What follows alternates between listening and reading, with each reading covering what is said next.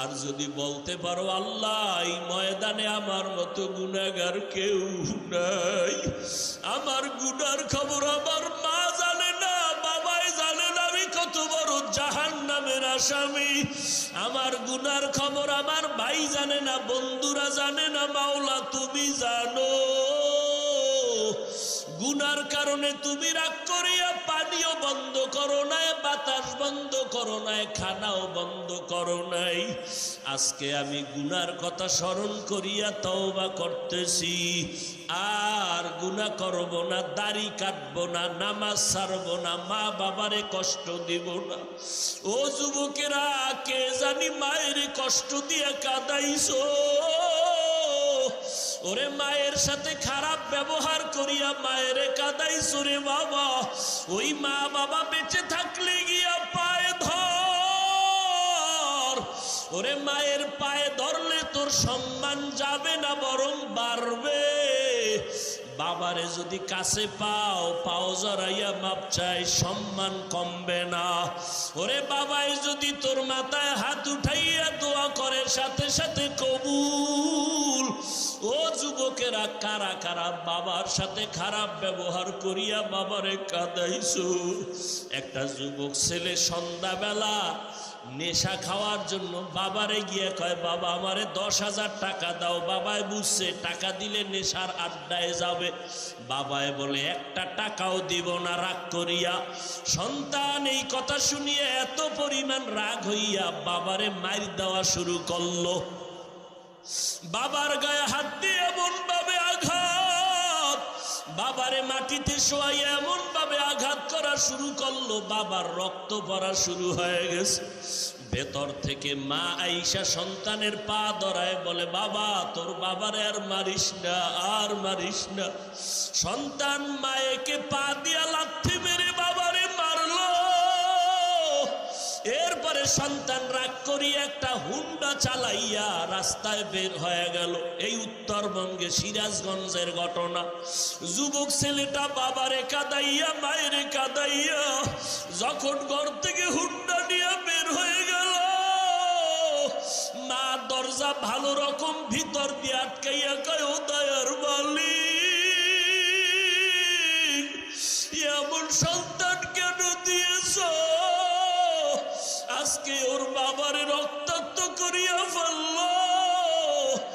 এমন সন্তান তুমি আর ঘরে ফিরাইয়া দিও না।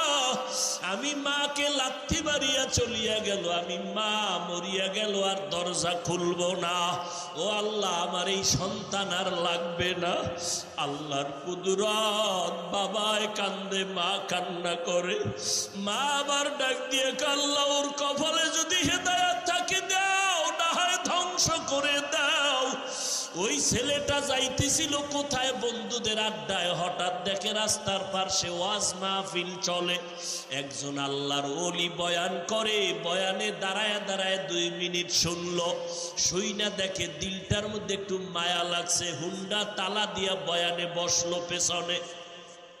আল্লাহর ওলি বয়ান করতে করতে করতে করতে মা বাবার মোহাব্বতের বয়ান যখন শুরু করলো, ওই যুবকের এমন কান্নার আওয়াজ, ময়দানে গড়াগড়ি খায় আর আল্লাহ আমার মাফ করিয়া দাও, আমি জাহান্নামে যাইতে পারবো না, আমি মা বাবার অভিশাপ নিয়ে কবরে যাইতে চাই না, আল্লাহ মাফ করে দাও, মাফ করিয়া দাও।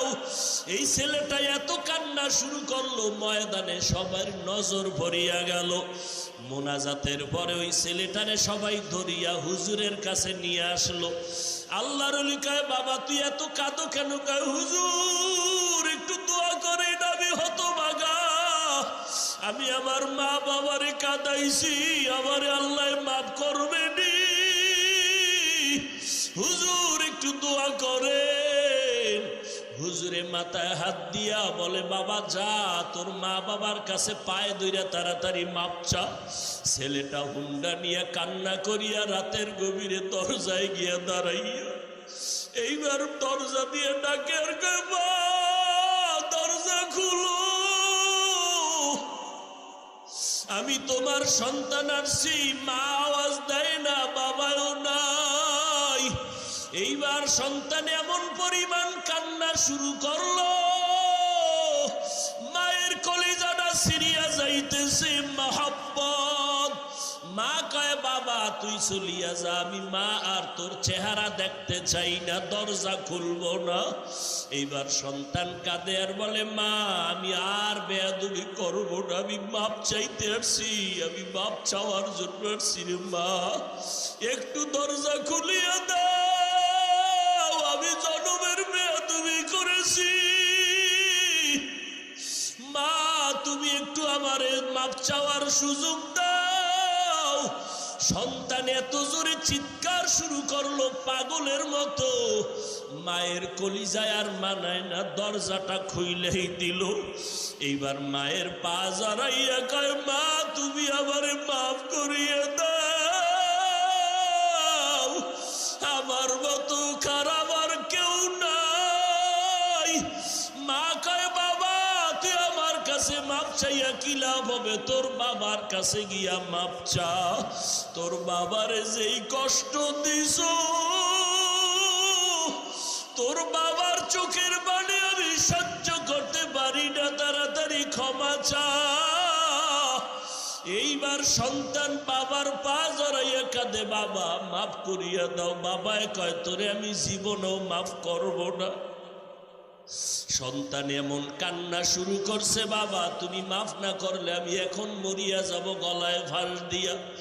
এবার স্ত্রী কয় আর অন্যায় করবে না, তওবা করছে, তুমি ওরে মাফ করিয়া দাও।